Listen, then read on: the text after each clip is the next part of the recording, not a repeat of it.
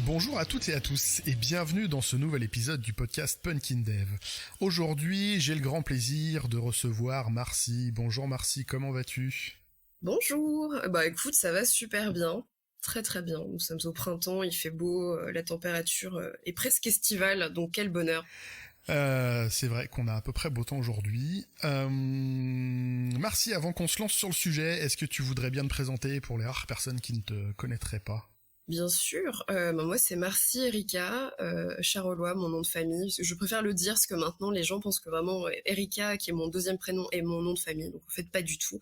En réalité, vous m'appelez exactement comme vous le souhaitez, Marcy Erika, peu importe.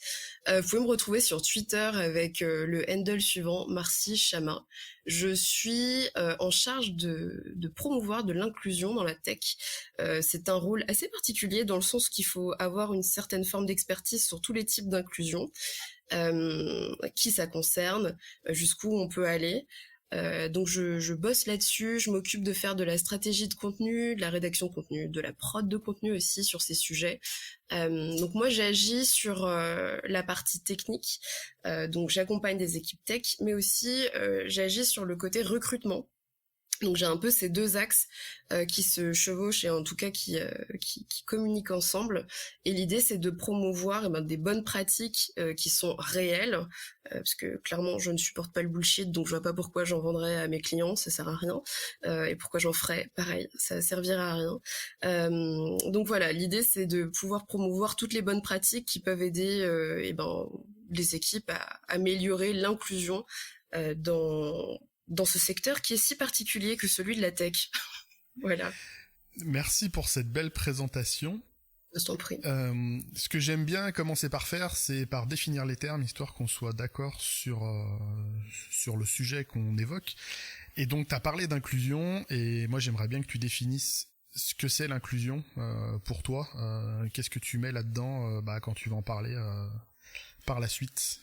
Carrément. Alors c'est vrai que l'inclusion, on a tendance un petit peu en tout cas dans la tech, c'est quelque chose que je notifie, c'est qu'on a tendance à confondre ça avec la diversité. Alors l'inclusion, c'est vraiment prenez l'inverse, qui est donc l'exclusion. L'inclusion étant le fait d'inclure des personnes dans un groupe. Dans un groupe qui est généralement majoritaire.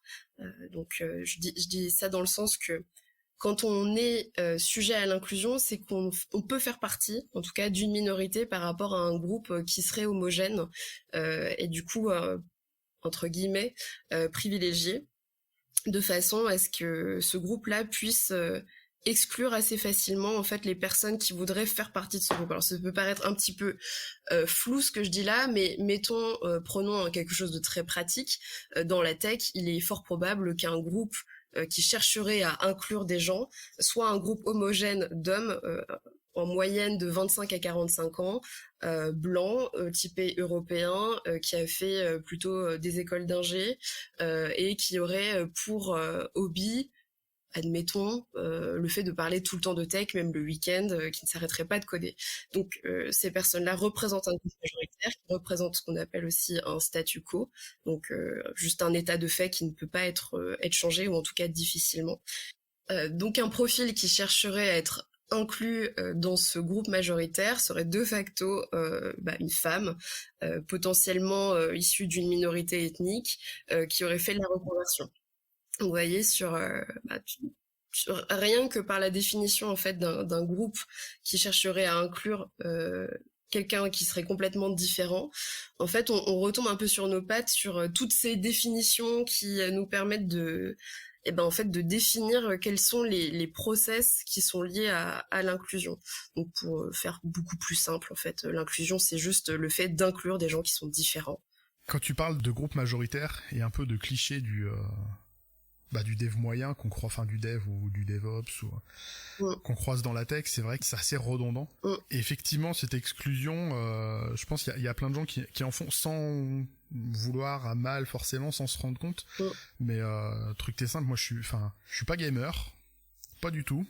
Je suis plutôt vieux avec des gros doigts et j'y arrive pas. Et quand je tombe sur des équipes plutôt jeunes, parce que je suis plutôt de la partie 40-45 que sur la 25-30, quand je tombe sur des équipes de gamers qui parlent de leur soirée jeux vidéo, bah, je suis tout seul dans mon coin et puis ok, ça a l'air sympa votre truc les gars, mais moi hier soir j'ai fait quoi? Bah je suis allé me coucher parce que mon gamin était malade, j'étais fatigué, tout ça. Donc effectivement il y a une espèce de barrière facile qui se fait, et pourtant effectivement je suis clairement j'aime pas ce mot, mais je peux être rangé dans les passionnés de la tech parce que j'adore ça. Je fais des podcasts, je fais des confs et tout, mais et je suis issu d'une formation supérieure. J'ai pas fait d'école d'ingé, mais j'ai quand même un bac+5 et ça me range de facto dans ce groupe-là.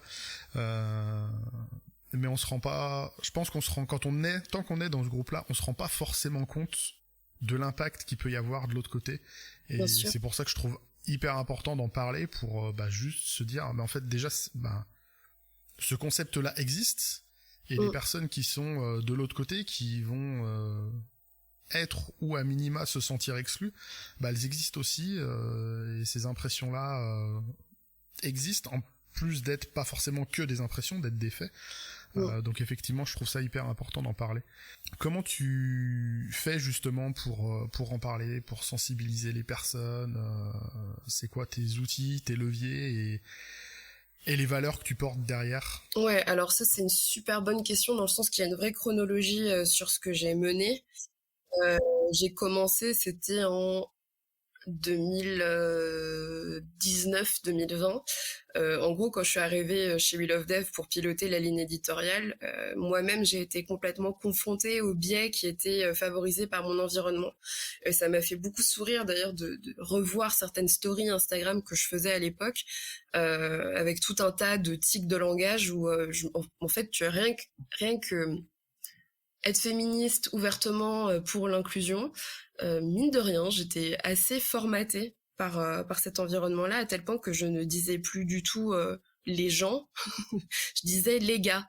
Donc ça, c'est des éléments de langage qui sont forts et qui mettent en perspective à quel point l'environnement il peut être assez important dans la façon dont on va mener ces choses-là, quoi. Donc moi, en termes d'outils, ce qui a été fait à l'époque, ça a été d'organiser des lives, de la rédaction d'articles, aller chercher des ambassadeurs et ambassadrices issus de la diversité pour faire parler justement de leur parcours. Là, ce en quoi c'était intéressant, c'est que c'était une première approche pour moi pour enfin me débarrasser de toute cette zone un peu grise où j'étais à la fois moi-même et hyper militante, mais en même temps impactée par tout cet environnement tech très masculin et qui avait façonné une certaine façon de réfléchir de mon côté, qui était plus du tout en adéquation avec qui j'étais. Donc j'ai passé ce pas-là. Et en fait, j'ai continué tout du long. Donc là, c'est pareil, en 2021... j'ai continué à écrire beaucoup d'articles à ce sujet-là. Et puis, j'ai postulé pour faire ma première conférence à Devox en décembre 2021 avec ma conférence qui s'appelle « Pourquoi vous n'attirez et ne retiendrez pas les femmes dans vos équipes tech ?» Là, ça a été un pied d'entrée phénoménal, puisque cette conférence a été jouée partout en France, aussi en Europe. J'ai pu la faire en français et en anglais. Donc c'est un tout autre moyen de faire entendre sa parole que d'être devant des très grosses audiences en plus. Parce qu'à chaque fois, j'ai eu les plus grosses salles, ou alors j'ai carrément fait des keynotes d'ouverture. Et c'est vrai que ça te positionne dans une espèce de forme de responsabilité aussi, de gage d'inclusion pour les personnes qui te suivent. En fait, c'est là où c'est assez intéressant, c'est que j'ai eu accès à ces moyens-là. Et il faut pas sous-estimer non plus la force de frappe que j'ai sur les réseaux sociaux à parasiter littéralement les timelines en mettant en avant les pires atrocités qui peuvent malheureusement exister dans notre secteur. Et c'est là où j'insiste sur la question de responsabilité, parce que le nombre de messages que j'ai pu recevoir de femmes ou alors d'hommes aussi, plus rares, mais en tout cas les femmes se sont enfin senties exister d'une certaine manière par le biais de cette conférence et par le biais des contenus que j'ai publiés par la suite sur Twitter. Donc je fais souvent des threads éducatifs où j'explique avec une pointe d'humour et de violence ce qui se passe malheureusement pour ce public qu'on n'écoute pas dans le monde professionnel. Donc voilà mes outils et l'importance de tout ça. Effectivement, le côté parasiter les timelines, ça, je pense que ça fonctionne pas mal. Ça fait partie des raisons pour lesquelles je me suis mis à te suivre justement sur Twitter pour ce côté parasitage et un peu court-circuitage du discours habituel très lisse, très 100% tech, un peu à s'écouter parler, enfin des choses très intéressantes potentiellement, mais toujours les mêmes discours des mêmes types de profils et d'amener d'autres idées, d'autres points de vue. Je trouve ça quand même assez intéressant pour essayer de se débiaiser un petit peu. Tellement. Moi, ça m'a engagé beaucoup depuis 1 an ou 2 à essayer de débiaiser. C'est une utopie, on ne débiaise pas, mais on va essayer de biaiser d'une autre manière. Mais à l'origine, j'avais 95% de mes contacts qui étaient mes semblables au sens propre, enfin au sens clair du terme, des devs blancs qui ont fait généralement des bac+3, des bac+5, qui ont entre alors moi je suis pas la tranche 25-45, je suis plus la tranche 35-50 on va dire, mais c'est cette idée-là, et quand j'ai lancé le podcast, que j'ai commencé à faire des interviews, je me suis rendu compte que les seules personnes que j'étais à même d'interviewer, c'était les potes, les collègues qui étaient là, et c'était à peu près tous les mêmes types de profils, donc ça m'a pris plus de temps que ça, à débiaiser, à pouvoir diversifier grandement mon réseau et pouvoir proposer d'autres profils à mettre en avant. Et ça prend du temps, mais je pense que la démarche est intéressante. Moi, ça m'enrichit beaucoup, en tout cas, d'avoir d'autres points de vue. La semaine dernière, vous avez entendu Lorelai qui sort d'un parcours de reconversion après une première carrière dans la cuisine. Enfin, ce genre de profil, on les a pas dans la tech classique chez les gens qui ont appris à coder sur leur calculette, voire sur leur ordi quand c'était plus jeune, qui ont fait une école d'ingé, ou même juste un IUT et qui ont codé pendant 15-20 ans derrière. Pas que ces profils-là soient inintéressants, mais c'est autre chose. Et ça existe et je trouve ça intéressant. J'ai monopolisé déjà un peu la parole. J'avais une autre... En fait, j'ai plein de questions et de remarques qui me viennent en tête à chaque fois que tu parles de ça. Il y a la question qui revient souvent, c'est tu fais de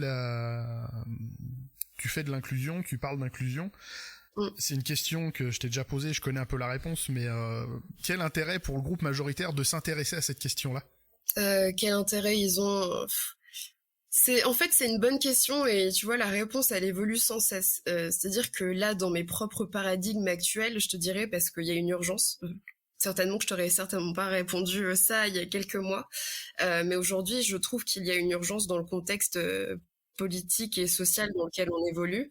En fait, on peut plus se permettre juste d'afficher cette volonté d'inclusion. Faut la faire, en fait. Là, c'est bon, on n'a plus le temps de débattre. Je pourrais te dire aussi que c'est génial pour la hausse de performance. Oui, c'est bon, ça va, on connaît. En fait, ce discours-là, tout le monde le sait. Ce serait hypocrite que de dire que on n'est pas au courant que favoriser la diversité dans une équipe, ça favorise la performance, parce que il y a plus de points de vue différents, parce que partager des vécus différents, c'est promouvoir une richesse culturelle. Oui, c'est bon, en fait, je pense qu'on peut dépasser ce stade d'hypocrisie maintenant, parce que c'est important. Certainement qu'il y a des gens qui sont encore à ce niveau-là et qui vont prendre ce que je dis très mal, en disant bah non, mais pour qui elle se prend celle-là ? Mais la réalité est que la diversité dans la tech, elle a toujours existé.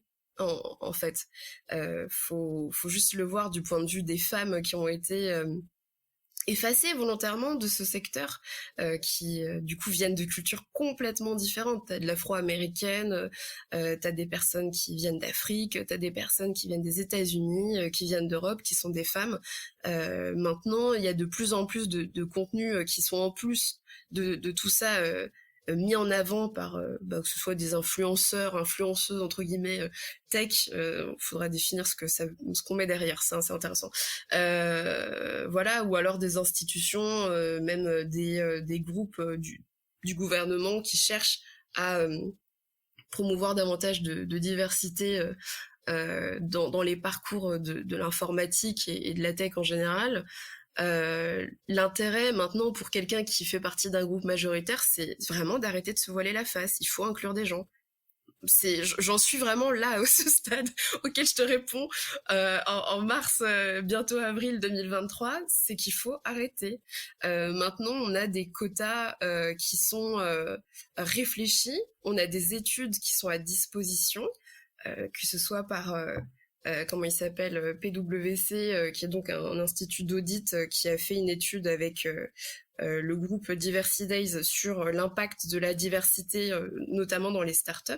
Le résultat est effrayant. Quand on se retrouve avec 40% des personnes qui ont été confrontées à la discrimination au moment de l'onboarding en entreprise, en fait, ça va pas du tout. C'est un chiffre qui est beaucoup trop gros. Encore un 15%, tu vois, je dirais, ouais, bon, pourquoi pas? Ça peut être corrélé à du racisme ordinaire. 40, on a passé un autre palier, en fait.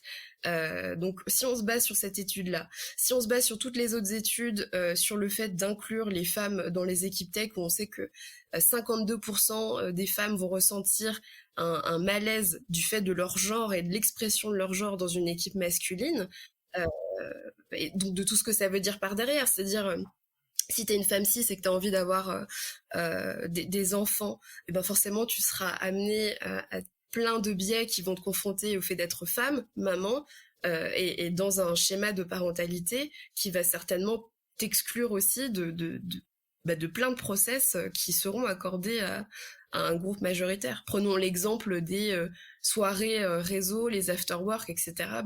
En tant que femme, en principe, si tu n'es pas dans quelque chose d'ultra moderne, on s'entend sur ce que je dis par ultra moderne, mais disons que on va parler d'un bon équilibrage en termes de partage des tâches à la maison.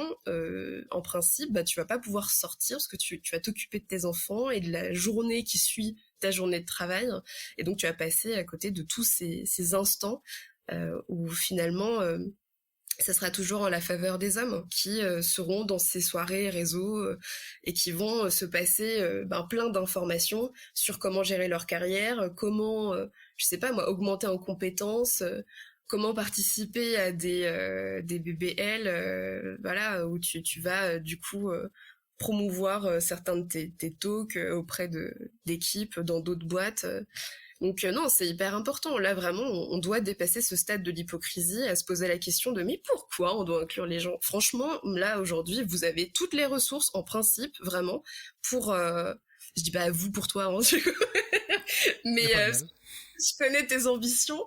Mais en tout cas, aux auditeurs, là, j'insiste, aux auditeurs. Bon, après, il y a des auditrices qui ont certainement aussi des biais... issus du patriarcat qui sont intégrés, etc. Donc on peut aussi vous parler à vous, mesdames. Mais oui, il faut dépasser ce stade de l'hypocrisie en disant oui, mais on ne sait pas pourquoi il faut. Non, c'est bon. Là, vous avez plein de ressources sur Twitter, sur rien que tes podcasts, d'autres podcasts qui mettent en avant ça. C'est pas comme s'il n'y avait pas du contenu, en fait. Ouais. Ça me fait penser à... il y a quelques semaines, je recevais Pascaline, qui est chef d'entreprise sur Lyon, qui a aussi un chouette profil, et quand je lui demandais ce qu'elle faisait dans sa boîte d'un point de vue inclusif, justement rien qu'au niveau juste genre pour les femmes, elle m'expliquait qu'elle s'est jamais sentie dans son milieu professionnel être mise en difficulté parce que c'est une femme. Elle l'a jamais vécu, elle l'a jamais ressenti, mais elle disait c'est pas parce que moi je l'ai pas ressenti que pour d'autres femmes c'est pas compliqué, donc elle a mis un certain temps à prendre conscience de ça, mais ok, y a des femmes pour qui c'est difficile d'être une femme au sein de la tech ou même dans le milieu du travail. Ok, on va essayer de trouver des choses et elle a pas voulu me faire d'annonce parce qu'elle est encore en train de travailler dessus, mais il y a des choses qui vont se faire dans sa boîte et je trouve ça intéressant. Et enfin juste la démarche m'a semblé intéressante. Ok, moi je ne sais pas, j'ai pas vu, quelles qu'en soient les raisons. Peut-être qu'en fait c'est juste qu'elle avait intégré plein de biais et c'est pas grave. Enfin tant qu'elle a bien vécu ça va. Mais c'est pas parce qu'on n'a pas vécu une chose qu'il faut occulter que ça puisse exister ailleurs. Et j'aimais bien ce point de vue-là et son témoignage là-dessus. Ouais, mais c'est important. Hein. Il faut dépasser ces biais-là qu'on a tous et toutes. Tu vois, moi, je te parle de tout ça aujourd'hui et je suis à même de porter cette mission, mais parce qu'il y a eu énormément de déconstruction de mon côté. C'est ça que ça me fait marrer quand j'ai l'impression on me parle, tu sais, parfois comme si je suis née comme ça. Alors, je veux bien avoir vécu des choses dans ma vie qui ont favorisé ce point de vue et cette responsabilité qui est de changer pour le mieux les démarches qui sont faites pour l'inclusion dans la tech. Mais évidemment que je me suis déconstruite. Évidemment qu'il y a beaucoup de choses que j'ai remises en question. C'est important.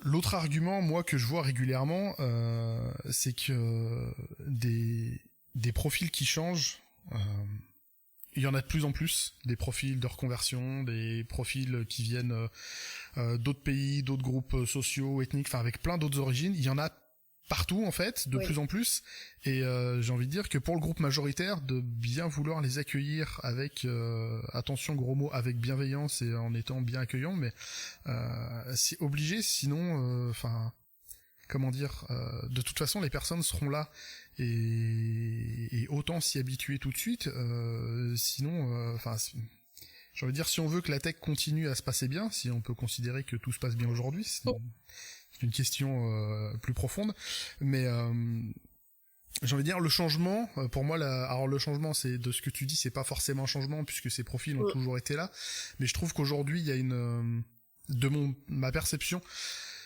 il y a une question d'échelle qui change beaucoup. Il y a, enfin, les formations rapides se multiplient et ces profils-là arrivent de toute façon sur le marché. Donc qu'on le veuille ou non, les profils sont là. Donc j'ai envie de dire, autant faire en sorte que tout se passe bien, de pas tous passer pour les vieux cons à faire chasse gardée. Non, c'est mon poste et mon domaine, je laisserai pas. Alors même si des fois c'est pas rassurant, hein, comme je sais pas si je l'ai dit dans l'épisode ou quand on en discutait à côté, quand je vois des profils comme Lorelai qui était là. Qui bûche comme une dingo, bah, même si elle dit qu'elle est vieille, elle a quand même 10-15 ans de moins que moi, elle apprend plus vite que moi. Et effectivement, il y a plein de jeunes profils qui arrivent. Passé 40 ans, on peut se sentir en danger parce que moi j'ai plus les moyens de passer mes soirées, mes week-ends à faire de la veille techno. À un moment, oui, il y a une remise en question à faire. C'est quoi que j'ai à vendre ? À titre personnel, qu'est-ce que je peux mettre en avant parce que je suis plus concurrentiel face à ces personnes-là, et le moyen de continuer à être rentable, c'est pas de leur mettre des bâtons dans les roues, ça ne marchera pas. C'est de me remettre en question, qu'est-ce que je peux faire pour moi, changer de posture, prendre un vrai rôle de senior, pas de senior je sais je garde, mais de senior viens je t'accompagne, même si t'apprends vite, il y a encore plein de choses que tu sais pas, puis tu vas pouvoir m'apprendre d'autres trucs, on va travailler ensemble et on va grandir ensemble et avoir une posture de senior d'accompagnant, et ça permet de se remettre en question, de permettre aux autres de prendre une place qui est laissée vacante et de se créer une autre posture, une autre place, et je trouve ça plus intéressant et plus vivable pour le groupe majoritaire qui à un moment va se retrouver en âge de retraite et devra continuer à travailler, puisqu'a priori on va devoir continuer à travailler très très longtemps. On va pas tous pouvoir continuer à faire exactement les mêmes tâches avec le même niveau pendant aussi longtemps. Je pense qu'à 55 ans, déjà que je galère à apprendre par rapport aux jeunes, dans 10 ans, je rigolerai encore moins, donc il y aura encore un autre niveau de remise en question à faire. Donc c'est dans les arguments, moi, que je me suis construit en me disant, de toute façon, ils sont là, accueillons-les. Puis c'est bien d'aider la jeunesse aussi. On se sent très vieux quand on dit ça, mais... Non, mais c'est un vrai... Et c'est pour ça que moi, je pense qu'il y a une posture de vie à entendre dans tout ça. C'est une leçon de vie, en fait.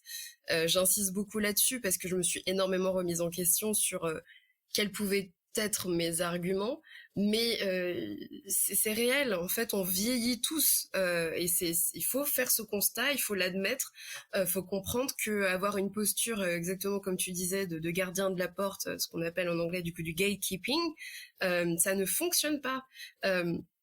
Ça fonctionne, oui, dans un sens, parce que finalement, détenir l'information, ne pas la diffuser, abuser de jargonnage qui met de côté des personnes qui sont pas habituées à tout ce vocabulaire, oui, on est en position de force. Mais en position de force, pourquoi ? Pour qui ? Sur combien de temps ? Tu l'as super bien expliqué. Quand moi, par exemple, je fais...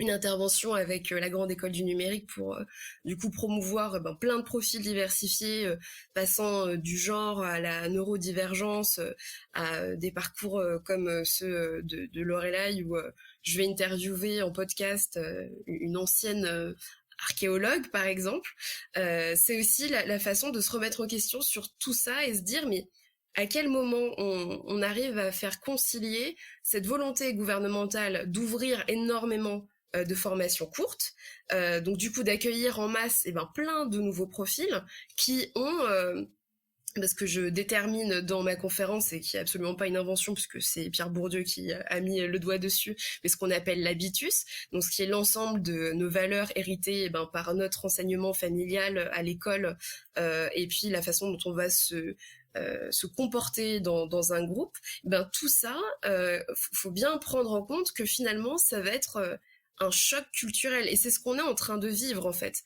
C'est pour ça d'ailleurs que j'ai pensé ma conférence donc en 2022, donc l'année dernière, comme ça, c'est qu'à mon sens, parler de l'inclusion des femmes dans la tech, c'est juste une passerelle pour entendre la diversité qu'il y a derrière, parce que l'enjeu il est là, hein. Il est clairement ici. Comme tu le disais. Et de toute façon, c'est quelque chose qu'on remarque aussi, c'est qu'il y a un allongement du temps de travail. Aujourd'hui, on est sur des perspectives qui sont absolument pas celles d'une retraite anticipée. Donc voilà. Donc comment on fait pour se sentir bien dans son équipe? Et il faut pas imaginer que on peut s'extirper de ces problématiques-là en se disant moi je suis dans ma posture de senior et j'ai envie de conserver ce truc-là. Alors oui, franchement, j'entends que ce soit rassurant, mais il faut rendre ce secteur confortable pour tout le monde. Et quand je dis pour tout le monde, c'est pour le groupe majoritaire aussi. On peut pas rester dans une lutte et dans une guerre de tranchées, en fait. Enfin, on ne fait que monter l'entropie, on ne fait que créer des aversions réelles envers des gens qu'on ne connaît pas. Juste parce que c'est plus facile et c'est plus rassurant de rester dans cette position-là. Et en fait, ça fonctionne pas. Et c'est aussi ce que j'explique avec, tu sais, la roue du pouvoir et des privilèges que j'ai mis en avant dans ma conférence dans la V2. C'est aussi comprendre l'intersectionnalité. Pourquoi c'est important, en fait, au détour de cette roue, de saisir quels sont les enjeux qui font qu'on favorise l'inclusion et la diversité, quoi. Est-ce que tu peux parler et définir un peu ce que c'est que l'intersectionnalité, justement? Oui, carrément. Parce que c'est une notion un peu floue. Enfin, quand on connaît pas, ça peut paraître un peu flou. Tout à fait. En fait, pour comprendre l'inclusion et la diversité, il faut absolument entendre ce qu'est le concept d'intersection. C'est-à-dire que toi, comme moi, on a des intersections qui sont différentes. Moi, par exemple, je suis une femme métisse. J'ai du coup 30 ans. J'ai grandi avec un certain niveau de vie. Je suis soit propriétaire, soit locataire, soit sans papier, soit avec mon statut de citoyenne. En fait, c'est tous ces points-là qui vont déterminer notre identité. Sans quoi cette roue de la diversité, du pouvoir et des privilèges est intéressante, qui a été donc créée par Sylvia Duckworth sur la base des travaux de Kimberly Crenshaw, qui est en fait l'une des premières sociologues officielles afro-américaines qui a mis en évidence le concept d'intersection dans les années 80. En fait, cette roue-là, elle met en évidence tous les points qui, suivant que l'on soit au centre de cette roue ou à l'extérieur, donc vraiment sur la dernière rangée de la roue, nous sommes favorisés ou fragilisés dans la société.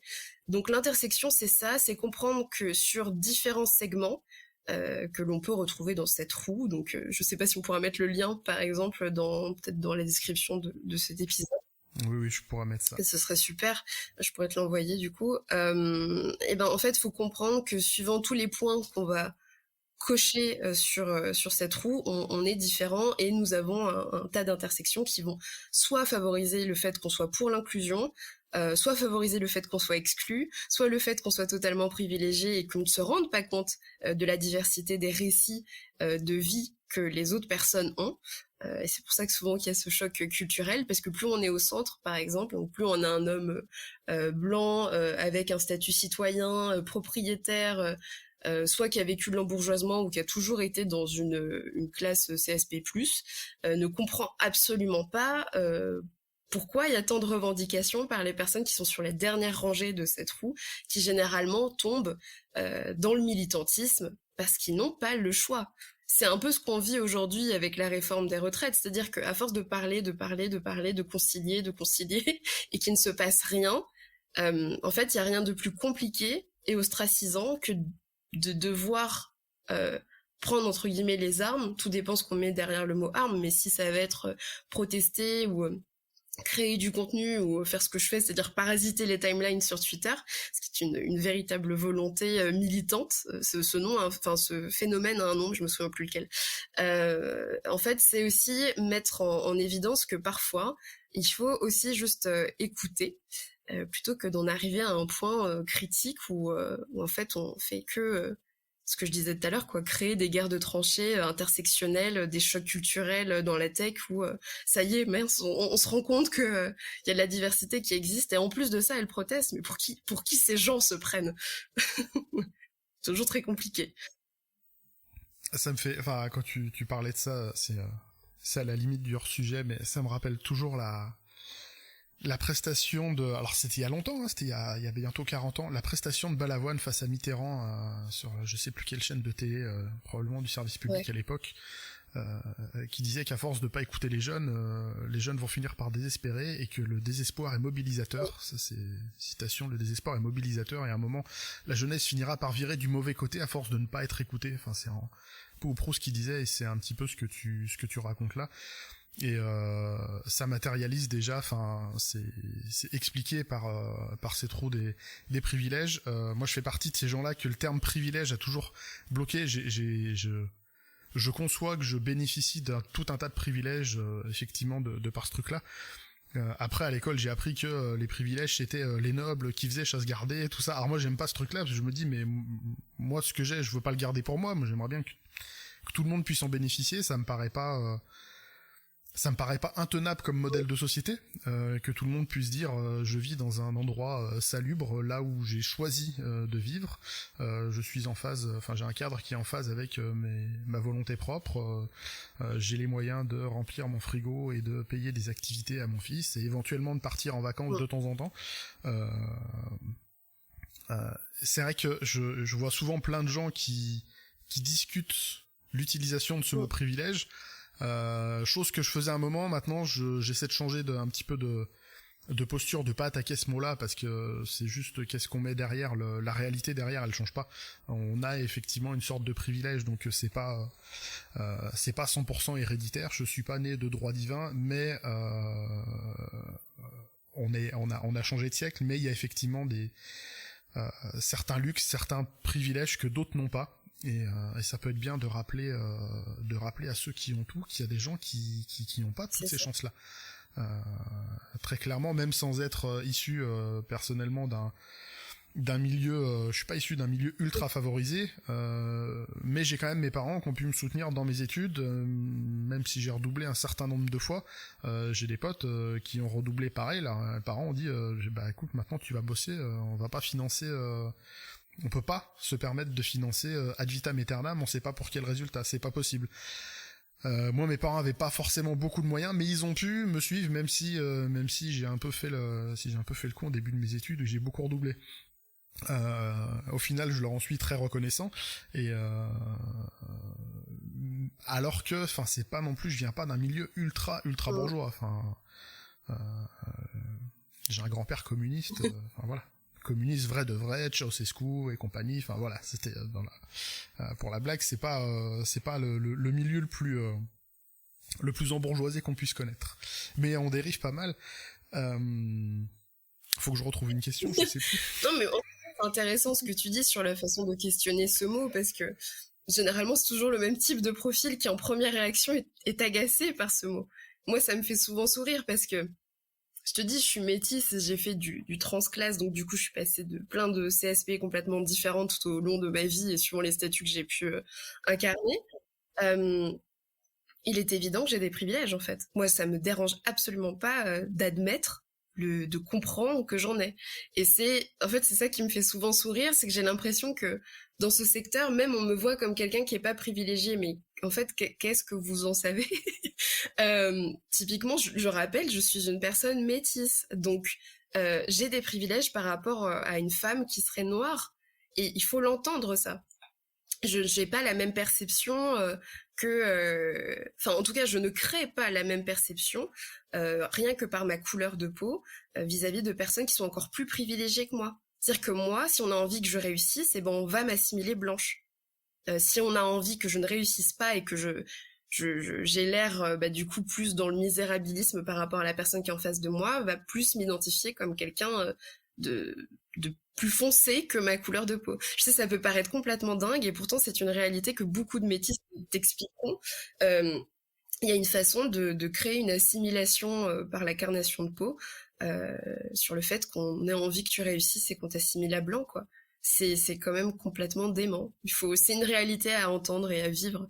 Donc oui, j'ai des privilèges, bien sûr que j'ai des privilèges en fait, ça me contente pas de créer cette situation malgré moi, mais mine de rien c'est un privilège parce que j'ai plein de collègues qui sont du coup noirs et qui ont absolument pas en fait elles bénéficient pas de ce biais ostracisant.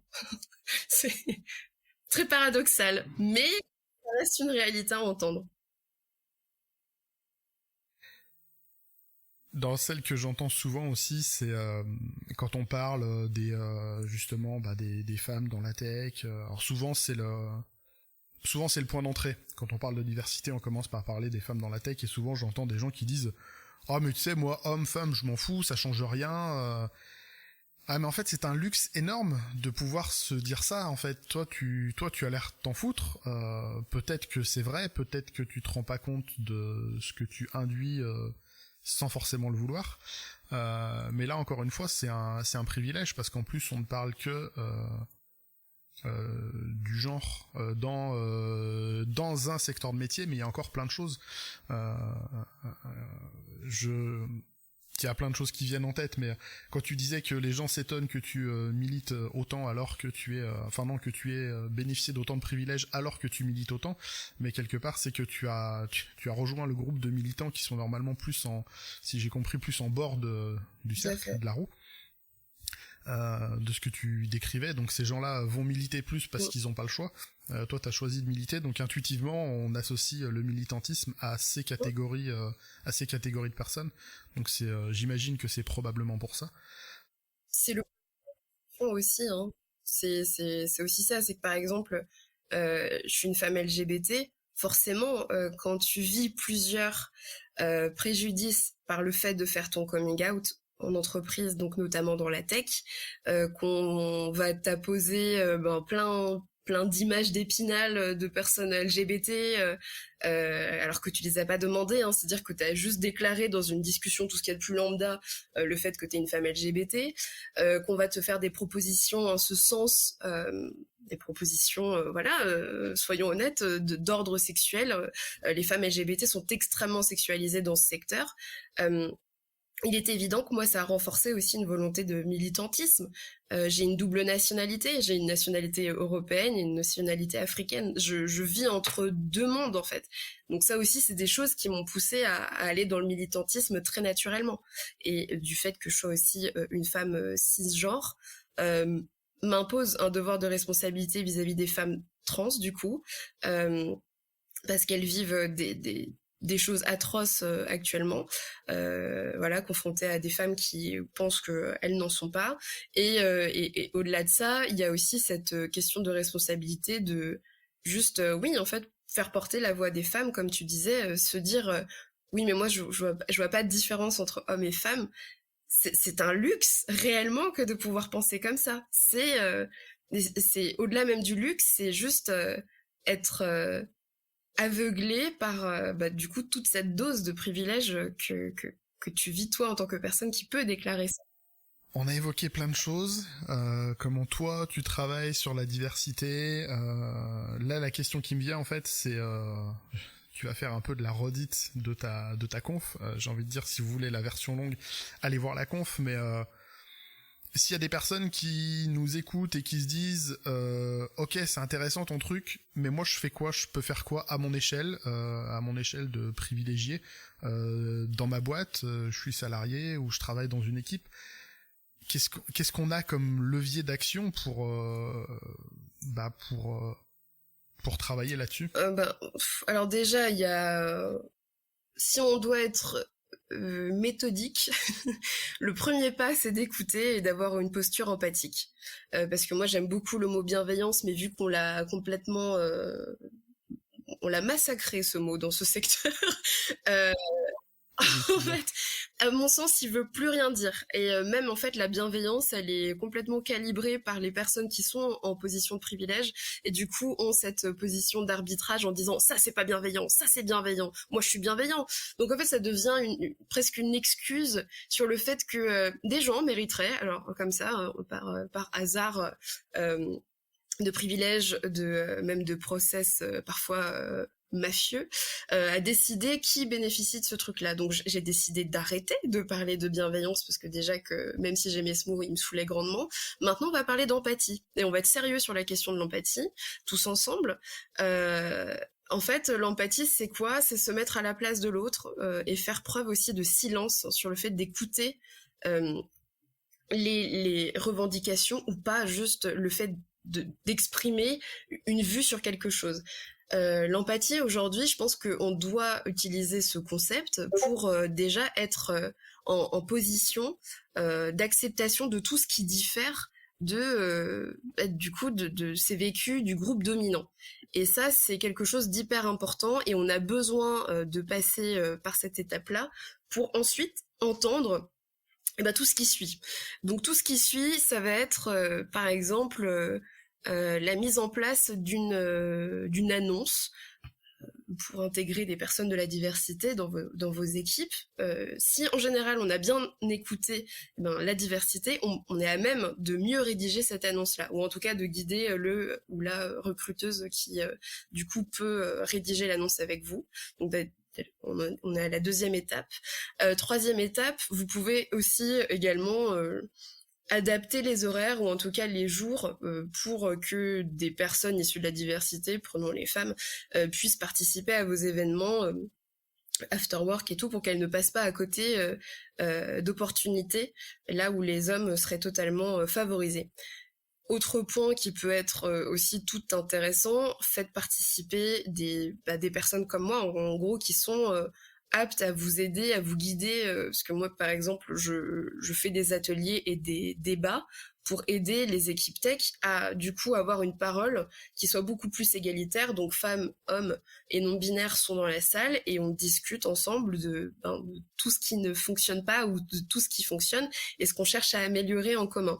Vous entourer d'experts sur la question, ça vous aide. Moi, ça m'arrive encore aujourd'hui d'avoir des personnes qui m'ont vu à Devox France l'année dernière venir. C'est souvent des hommes d'ailleurs, hein, et qu'on fait tout un cheminement en se disant ouais en fait finalement c'est peut-être pas si idiot ce qu'elle dit dans sa conférence. Je vais en parler à mon équipe et en général j'ai soit l'équipe de com ou alors l'équipe RH qui me dit en fait on a telle personne de cette équipe tech de telle boîte qui t'a vu à Devox et qui a trop envie que voilà on puisse faire un atelier débat. Et du coup on en discute quand voilà, donc ça c'est le genre de truc, s'entourer d'expertise sur la question et puis voilà, ne vous freinez pas sur le fait que vous pouvez apporter des choses dans vos équipes. C'est important aussi d'avoir une posture un peu d'empouvoirment par rapport à ces questions. Qu'est-ce qui pourrait être aussi intéressant et pertinent? Faire participer les femmes aux lignes édito de votre service de communication, hein. Évidemment sur la base du volontariat, parce que l'idée c'est pas d'avoir un token, donc une femme qui est là juste pour faire la femme de service, ou la personne racisée qui est là pour faire la personne racisée de service sur tous vos supports visuels de communication, parce qu'il n'y a rien de plus blessant. Mais si vous en discutez avec les personnes concernées, voire voilà, juste, je sais pas, par exemple, une journée avec trouvons un prénom avec Magali, voilà. une journée avec Magali, et elle va expliquer ce qu'elle fait concrètement dans l'équipe, sur quoi elle avance professionnellement, etc. Généralement, c'est le genre de truc qui fait quand même vachement plaisir, pouvoir parler de ses compétences, de ce qu'on est apte à faire, et ça inspire d'autres personnes. Ça inspire parfois des profils plus jeunes qui, quand elles font du coup, oui, quand il et elle font de la veille, vont avoir quand même davantage à se, comment dire, davantage de facilité à se reconnaître en fait dans ce type de profil qui va parler de ce qu'il fait, quoi. Donc voilà, une capacité à se projeter dans l'équipe aussi, c'est par le biais de témoignages, c'est important.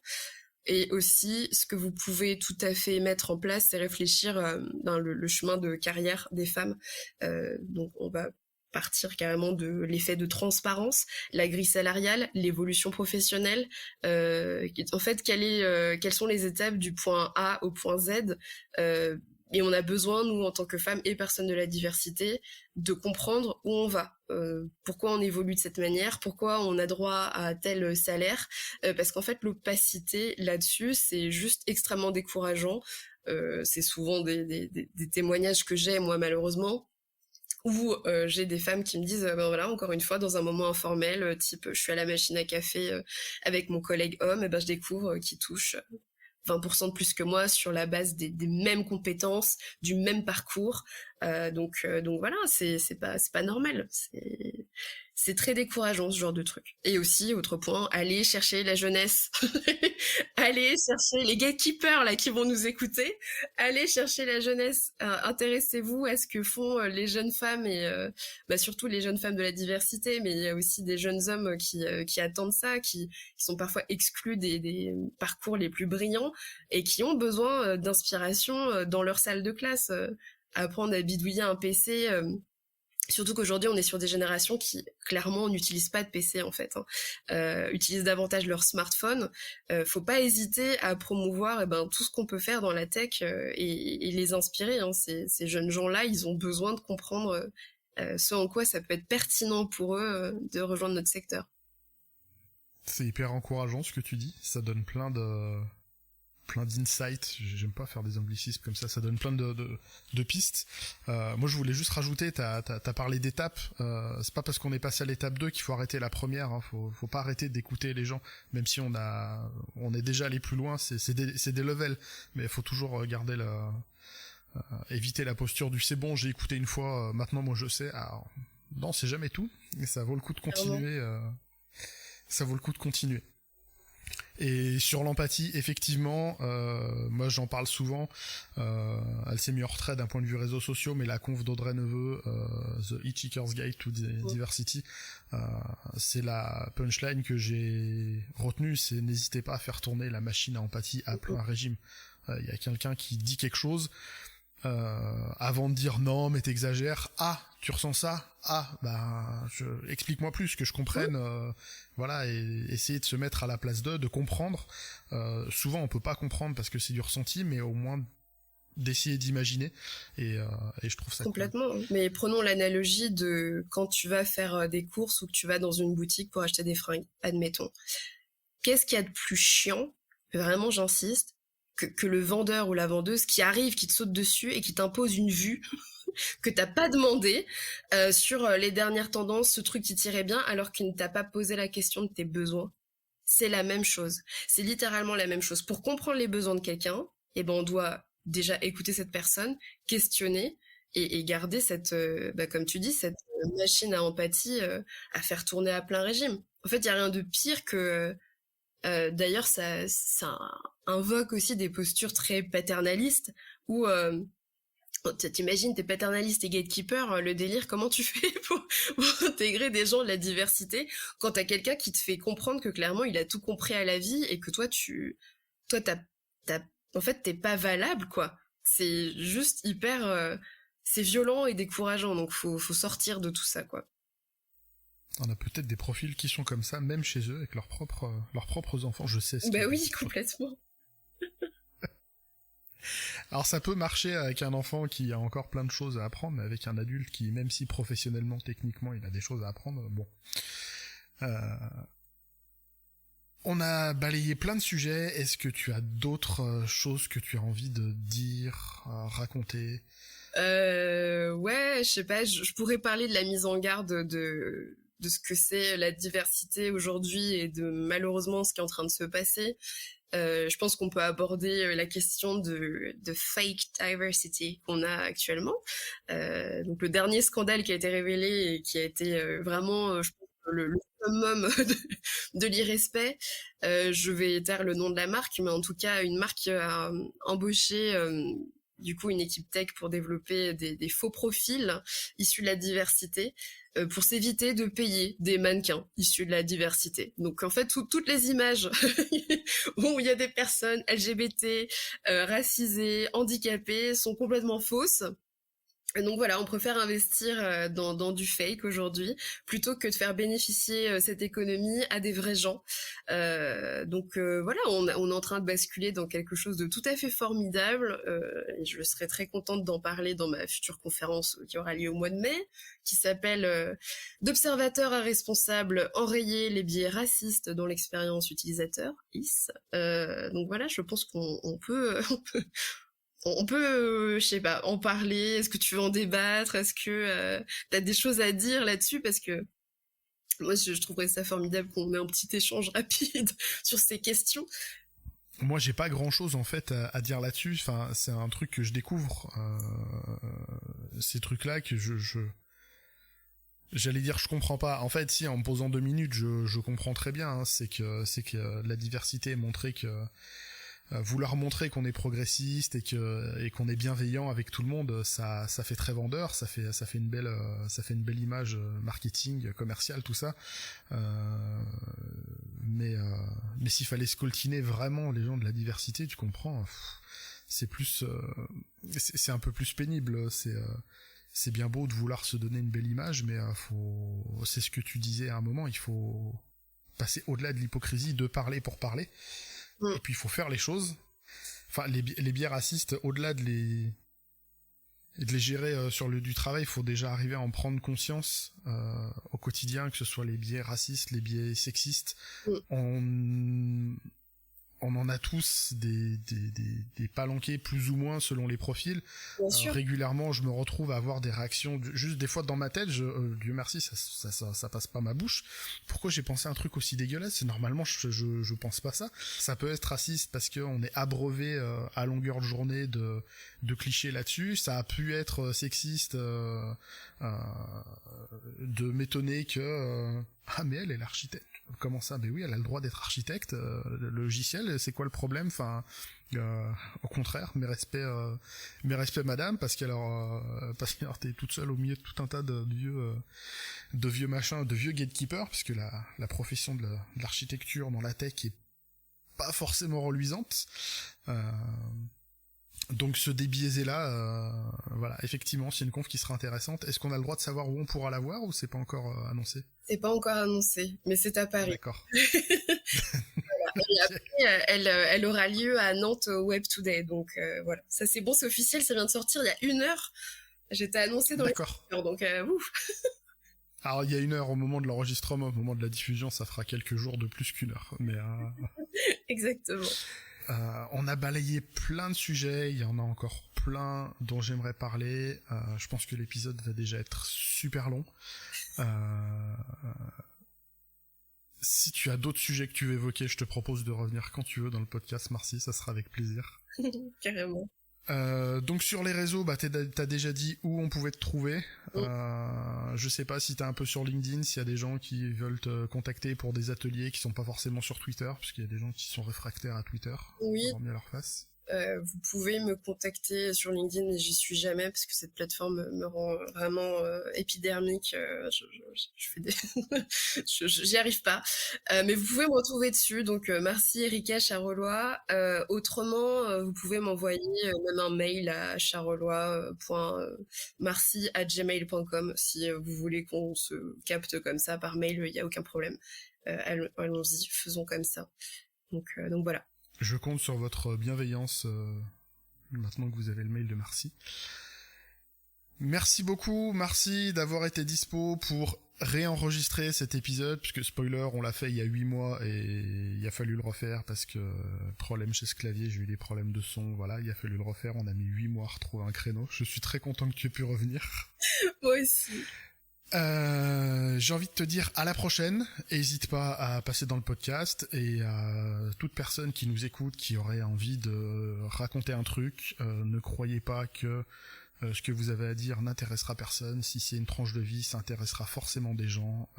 Donc moi, ça sera avec plaisir que je vous ouvrirai le micro et que j'écouterai ce que vous avez vécu, ce que vous avez envie de raconter. À titre personnel, j'adore ça, c'est hyper enrichissant. Donc n'hésitez pas. Merci, à bientôt. À bientôt. Et bah vous qui nous avez écoutés jusqu'ici, il me reste à vous souhaiter une excellente fin de semaine. À la prochaine pour un nouvel épisode, et d'ici là, geekez bien et codez bien.